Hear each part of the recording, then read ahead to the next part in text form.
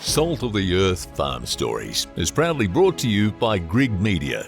Step into the world of farmers from diverse backgrounds across Australia.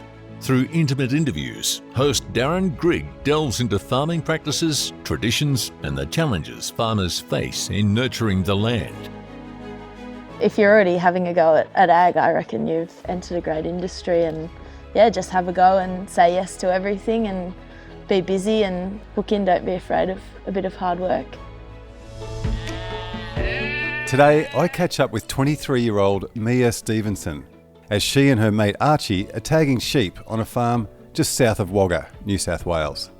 We dive into her Bachelor of Agricultural Science at Charles Sturt University, her upcoming honours project, and why nitrogen is the reason we're growing legumes. While chatting, Mia points out the neighbour's topsoil blowing away, reminding us all why good ground cover is crucial for farming. This girl's got a can't knock it till you try it attitude. And honestly, I think she's made for the ag industry. I first met Mia at a pasture trial site last year, and I quickly learned she's not your typical ag student. Growing up on the northern Sydney beaches, with family farming in Ireland, she's studying ag at CSU and gaining hands-on experience on a sheep and cropping farm. It definitely got my interest. Hello, Mia. Hello, how are you going? Good.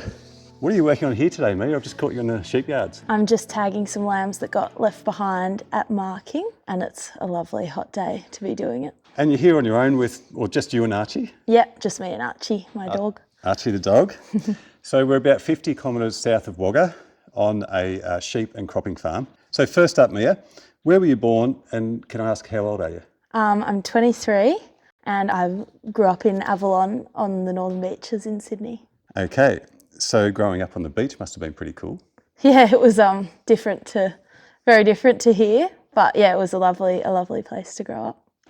And what drew your interest in agriculture? I think my dad's family having an agricultural background definitely was always in the back of my mind when I was going through school, and I think my experience of talking to other people about their jobs when we've been out camp drafting and things like that have definitely piqued my interest in this sort of lifestyle, yeah. And tell me about their farm. The farm in Ireland belongs to my dad's brother. He and his siblings all grew up there. It's a sheep and cattle farm, and they crop a little bit as well. It's a lot greener than anything you'd see on this side of the world, but yeah, it's beautiful. It's lovely out there. What sort of things are they doing differently, in particular with their sheep? I would say they work on sort of two seasons. So the warm season, which is their summer, the sheep are out on the pastures, and then in the winter they're all in sheds for probably anywhere between, I'd say, 4 and 6 months, just depending on how the season goes and how cold it gets. So in the sheds? Yeah. So different. You might have how many sheep in the one shed? I'm not really sure how many they might. It depends, I guess, on the size of the shed, but they might have maybe 100 sheep in a shed at a time and split them up into pens of maybe 5 or 10. So yeah, everyone does it differently. It's a lot more hard work, I suppose. You're feeding them every day and they're lambing in the sheds, and yeah, there's a lot more to it, I think, than our sort of set and forget style over here. And that's really just to protect their well-being? Yeah, I think so. I think they're a much heavier breed, most of the sheep over in Ireland, so they need a bit of help with the lambing, and I think their lambing time coincides with their cold winter, so yeah, they need the shelter and the warmth to keep alive. How interesting. Yeah. And if we can hear a dog in the background, this is Archie, who's been helping you, been very handy in the yards. I know, he's lives in my pocket, he doesn't want to go away. So Mia, you're currently studying a Bachelor of Agricultural Science at CSU in Wagga, and this is a pretty comprehensive curriculum. Yeah. How has that experience been for you so far?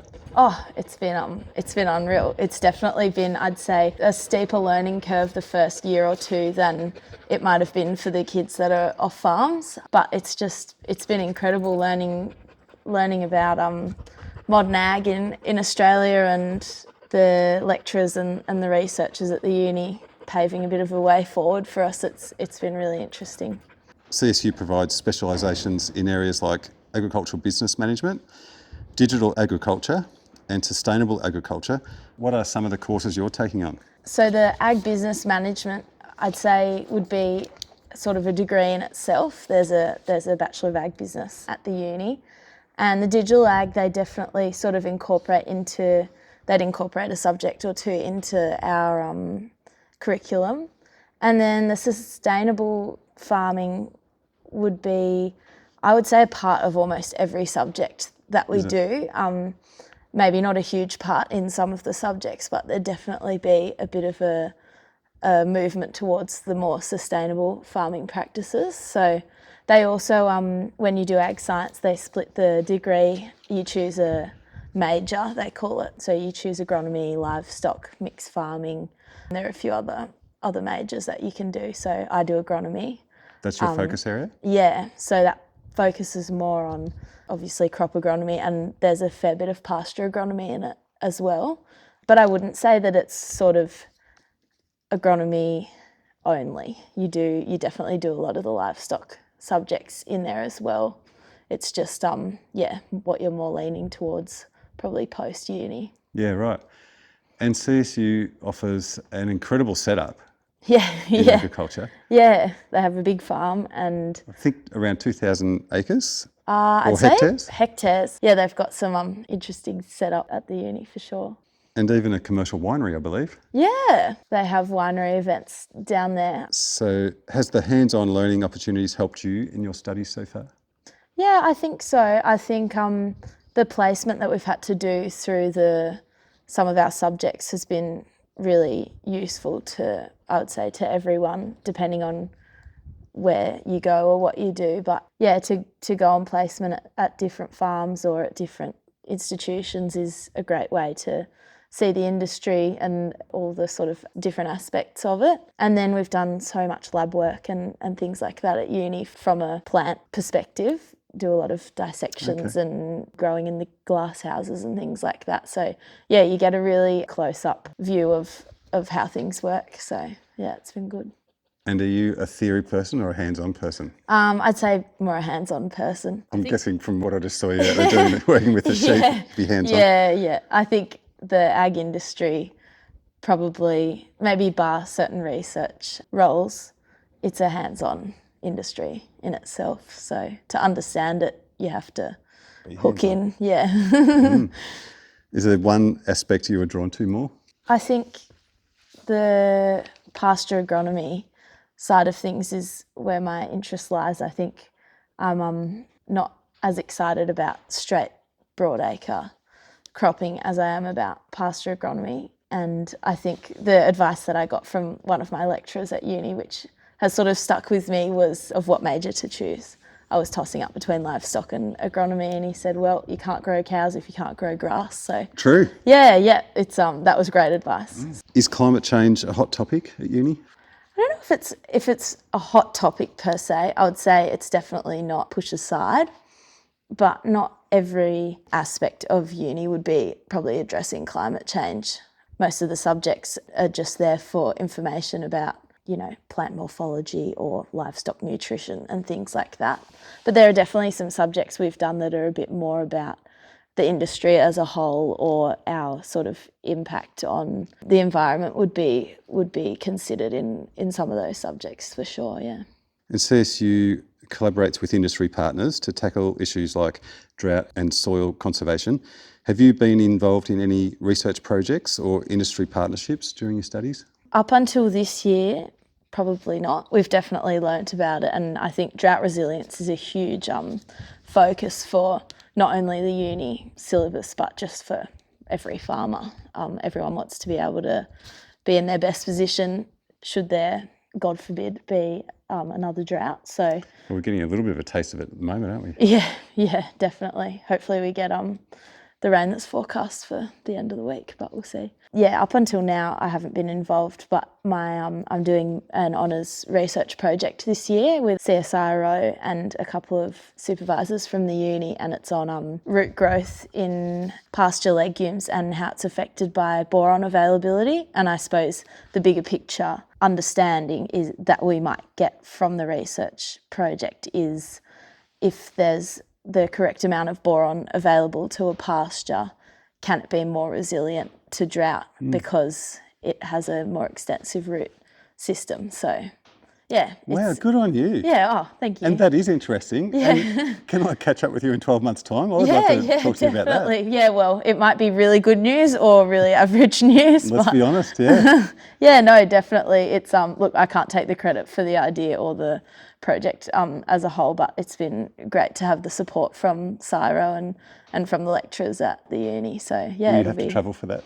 Yes, I'd say I'll probably be in Canberra once a month, something like that, to just collect samples, and then there'll be a pot trial in the chambers at the uni that I'll run. So yeah, fingers crossed, end of October there'll be some good news and some new information, but you never know with research, so I'm told. And there's so much underground that goes on, but there's still so much to learn about it, isn't there? Yeah, absolutely. And I think when one discovery is made, it seems that it opens a whole lot of doors to new ideas. So yeah, the boron sort of idea came up when there was a trial done out in the Monero on some of their like granity soils, and the trial focused on something else, but they realised that pretty quickly that a limitation might have been boron. So yeah, sometimes it's an accidental discovery that means you might make some new information. Is there a sway towards regen ag or keeping the traditional methods at uni? I think there is, if you want there to be. At the uni there's plenty of methodology offered to you. So the information's there, and so much of the information that we learn at uni is done through assignments and our own sort of independent study. So whether or not there's a skew towards regen ag or not, I probably wouldn't say there is, but I think it's emerging as sort of a new way forward, and a lot of people are really interested. So yeah, I wouldn't say that it's particularly the uni's like driving force, but the information's there, and it's offered to us. Yeah, so it's more, I would say, personal. Whether or not you're wanting to take it on is up to you, I guess. Wow, so an honours, what could be after that, do you think? I'm not sure. I think a lot of people do an honours project and then they do a master's and a PhD. I'm not sure if that's what I'll do. I think I'll see how I feel after the honours, and it's sort of our first real taste for research. So I'm not sure if research will make my heart sing, but I think you got to, can't knock it till you try it. So give it a go and see how it goes. I think, to be honest, I'd prefer a role maybe like an agronomist rather than a research agronomist, but you never know. Well, good on you, Mia. Given the global nature of agriculture, does CSU offer any international study programs or collaborations that provide a broader understanding of global agricultural practices?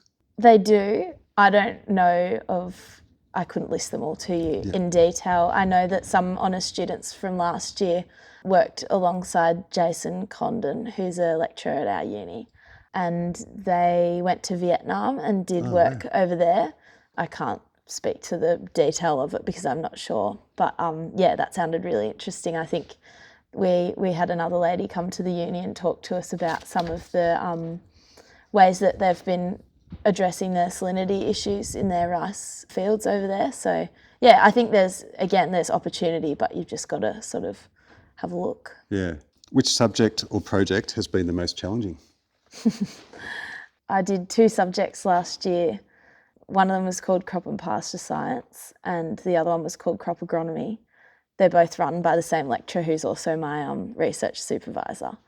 And they were challenging for sure. They were very content heavy and in detail, but they were very rewarding you come out the other end and you really have a go, and you feel like you've learnt something. So winning. They were, they were really good. I think I probably got a lot out of those, yeah. What advice would you give to prospective students considering the Bachelor of Agricultural Science? Oh, I think good on you. I don't know if you need advice if you're already having a go at ag. I reckon you've entered a great industry, and just have a go and say yes to everything and be busy and, hook in, don't be afraid of a bit of hard work. And I think, to be honest, as science degrees go, ag science probably isn't a hugely demanding curriculum, so there's plenty of opportunity to just go and work with whoever you want to work with and get as much experience under your belt as you can before you make your way into the industry. Well said. I interviewed you for a video with Holbrook Landcare Network late last year, and we were at a pasture trial site, and you were up to speed with all the plant species, and you were telling me about the importance of legumes. Can you tell me a bit more about that and why they're important? Yeah, well, I think everyone's probably on the legume train by now, I would hope. Nitrogen is sort of the key reason that we grow legumes in pastures and broadacre crops, and as I'm sure you already know, nitrogen's a real key driver of growth and development in pretty much any crop and pasture species, so it's really important to have it there, and it's really expensive if you don't already have some in the ground. So the pasture legumes in particular are a really important part of a healthy pasture system. I think they reduce your workload because you don't have to go out and spread urea, and they're great for your cows and your sheep because it makes them fat. We couldn't live without them. So, and the same goes for crops. I think definitely a part of the system that's changed probably in the last few decades has been really good quality crop rotations, and to include a legume every couple of years is really essential to those rotations being successful. So we love nitrogen. So a legume will draw that nitrogen out of the atmosphere? Yeah, and then that's put it into correct. the soil and feed the plant and feed the soil, is that right? Yeah, that's right. It does it through a type of bacteria that inoculates the roots, and it grows in little nodules along the roots, and there's a chemical reaction that turns it from atmospheric, like gaseous nitrogen to nitrogen that's available to the plants. So, You say that really well. Oh, well, I think it's somebody from the uni would probably explain it better than me. So is it a good idea to have lots of pasture species in at once, or keep it simple and just have 2 or 3 in one paddock? I think it's pretty well researched that how much is too much sort of concept, and the literature, I would say, probably comes back to having 2 or 3 main species. I think when it gets to be more than that, they tend to just compete with each other, and over time only 2 or 3 species might end up persisting, and the rest of whatever you've sown might be a bit of a waste of money. So I think, as far as I know anyway, it's better to just keep it simple and grow what you can grow. There's no need to overcomplicate it for a long-term pasture. There's a lot of mixed species crops that would go in annual crops, and they're fantastic just for a year. Throw them all in and graze them and whatever. They're a bit different to a long-standing pasture. Yeah. Mia, you're a very busy girl and a hard worker. I've been trying to catch you on the phone over the last few days, and I quickly found out that you have 3 part-time jobs. Yeah. You're studying at uni. Yeah. How do you keep track of all this? I don't. I don't keep track of it well enough, I don't think. Or it's a tough balance for everyone at uni or just in general. I think I should use a diary or something to make it work, but I have about 50 alarms set on my phone every day to remind me of where I'm supposed to be next, and that seems to be getting me from one place to another. But I think I would probably have the same problem as most other people at uni. I think everyone that I know is a hard worker and busy, and it's just a good time in your life to make money and learn stuff. So to answer your question, I don't keep track of it. I just go from one day to the next and hope I don't forget anything. Well, you're having a red hot crack, so well done. You help a family look after some children at their home. Yeah. You work at a pub. Yeah. And you're working on this magnificent property here of Alison and Dan's here just south of Wagga. How is that? That must be pretty cool. Yeah, it's great. It's been a pretty incredible opportunity to connect with Alison and Dan really by chance. They've both been so supportive and really given me a go. I didn't have a huge amount of experience before I started working for them. I'd done, a few weeks here and there on other people's farms and had about I don't know, maybe a cumulative year of farm work experience. But yeah, they've both been very trusting and very generous with their time and patience. So yeah, I've been very lucky, learnt a lot, and it's great. I love it. How did this opportunity come about? Somebody in the Wagga Ag College page on Facebook put up a little post that said somebody needs a farmhand a couple of days a week out near Mangapwa, and I just rang the number and off we went. So yeah, I had a chat with Alison, and I told her that I wasn't too worried about missing a couple of lectures if it meant that I could come out here, and then she broke the news to me that she was in fact a lecturer for nearly 20 years. So I'm sure you can probably work out how that went down. So yeah, made a really good first impression, and the rest is history. Well, it sounds like they're very supportive, and this is Dr. Alison Southwell we're talking about. And if you want to learn more about Alison, episode 42 is a great listen. So what role do you play here on the farm? I am a part-time sort of farmhand for Alison and Dan. So, well, Archie and I, credit where credit's due, do a bit of sheep work for Alison and Dan, drenching and mucking around and moving sheep and whatever.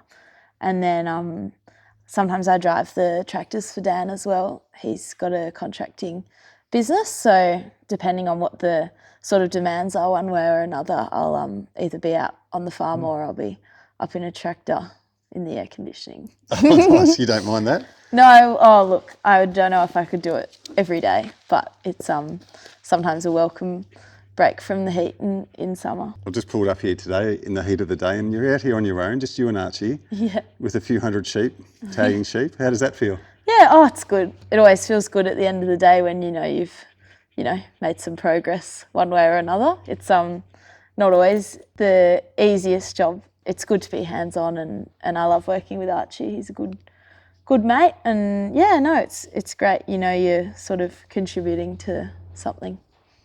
Absolutely. What changes or innovations do you hope to see in agriculture in the next decade? I hope that, well, whether or not this is realistic, I'm not sure. But I hope that there's a bit more of a movement towards a more regenerative approach to ag. I think a lot of farmers would be like-minded in that. I'm not sure. Yeah. But I think to be able to farm with minimum inputs is not only a key sort of business model, but it's an environmental win as well. So I think not only for the health of the environment, but for just successful farms, I think a regenerative approach, a fewer input approach is probably the way forward. And you can probably see on the hill over there, someone's topsoil is blowing into the sky. Oh, true, it is too. Yeah. So the more ground cover we've got, the more soil we're going to hold down. Yeah, and look, it's not an overnight change, and I think so much change has already happened for the better, which is fantastic. So, yeah, the more we can all work together to do good research and learn new stuff, the better it'll be for the people who are, the farmers who are on the ground every day getting it done. We need more young people like you in the industry, Mia. Oh, well, there are plenty of us. I hope so. Oh, definitely. What advice would you give to other young females who might be interested in agriculture? Probably the same advice I'd give to anyone interested in agriculture, which is just have a go and hook in, and you don't have anything to prove to anyone. And yeah, if it feels like the right fit for you, then it probably is. And if it doesn't feel right, then maybe move on. But yeah, I think there's so many young girls like me at the uni and in the industry, and there's so much opportunity.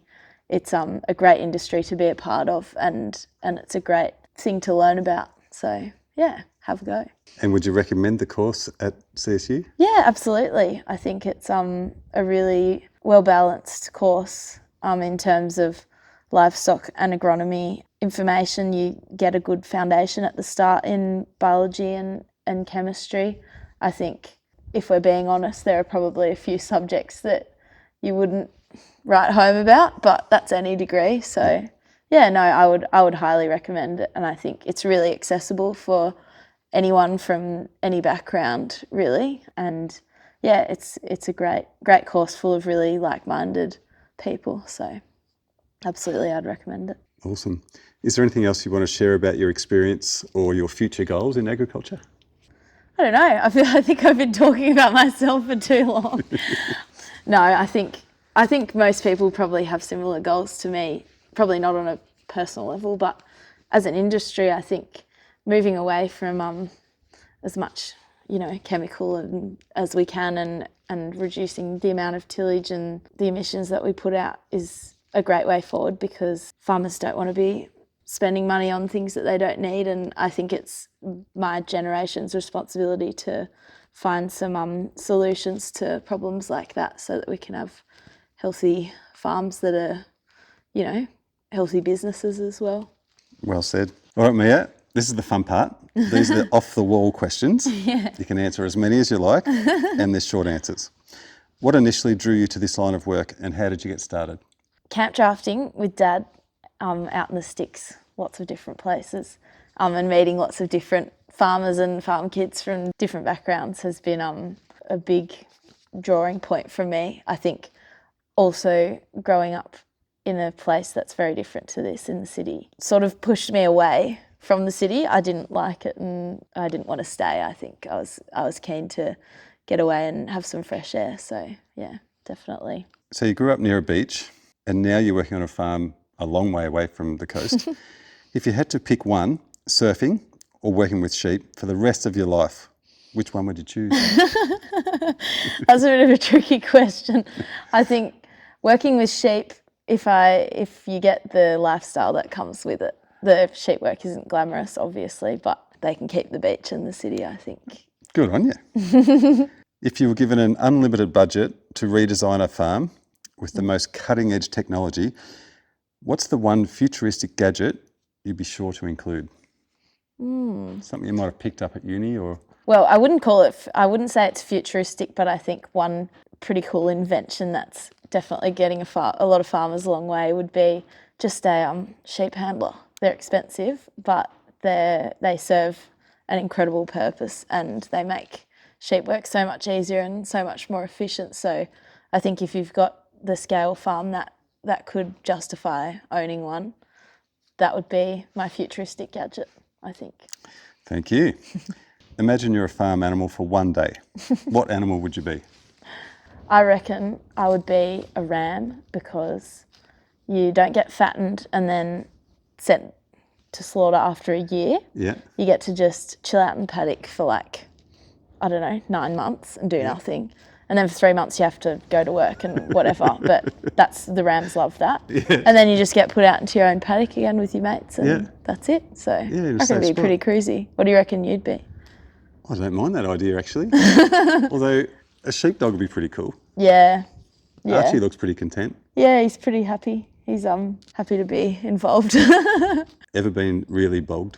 I haven't been terribly bogged. On my first or second day that I was working for Dan and Alison, I got stuck on a log in the side-by-side, and that was really fun, obviously, on top of a hill with no reception. But no, I don't think I haven't been terribly bogged yet. If you could instantly solve one major challenge in agriculture with the snap of your fingers, what would you tackle first? That's a good question. I think probably if with the snap of my fingers we could stop putting out chemicals, spraying out crops, spraying out weeds, spraying everything. No one likes handling them. No one likes paying for them. No one likes wasting diesel driving around spraying stuff. No one likes spraying gear. It's just, there's nothing enjoyable about that. So yeah, I think that would be a pretty good improvement. What are the most rewarding aspects of your job here at Alison and Dan's? Oh, it's great to make a contribution, albeit probably a very minuscule contribution. Oh, I don't know about that. To a well, not only to a family farm, but to an industry. I think the wool that's produced on the farm and the meat that's produced on the farm, it all goes towards something. And yeah, to know that you're work might end up on someone's plate or in someone's jumper is pretty cool. It is a rewarding job at the end of the day, absolutely. How would you describe your lifestyle compared to the city life? Oh, it's great. It's very different. It's definitely not for everyone, but there's a bit more, I think, of a sense of adventure and a bit more fun. And I think some people definitely would hate living in Wagga or in the country, and they'd hate being away from the beach or the city, but it's quieter, you know, look at the view, and it's just beautiful. I wouldn't trade it for anything, I don't think. What's the most surprising or unique thing you've learned about living and working in agriculture? That's a good question. I haven't thought about that. I don't know if anything in particular has surprised me, but I think that the willingness of people in the ag community to, you know, give you a hand and help you out, whatever the situation is, it's a real team effort. And I think there's a real camaraderie between, especially, you know, growers in this area and graziers in this area. You go to the field days, or, you know, you meet one at the co-op, and everyone's up for a chat, and, you know, they want to know what you're about and they want to help you out, and you want to help them out as much as you can, yeah. That was me at a field day last year when I met you. yeah, there was some really interesting people out there. And so, you know, you go to uni for 4 years and you listen to your lecturers and you think you know everything, and then you talk to some old cocky that you've never met before and he knows more than you, and you just think, wow, you're working full time at least, and they're so well informed and well spoken. It's great to see, yeah. Have you faced any unique challenges as a female ag student? No, I don't think so. I think maybe 20 years ago or 40 years ago I might have, but I think that the opportunity for women in ag is probably at an all-time high.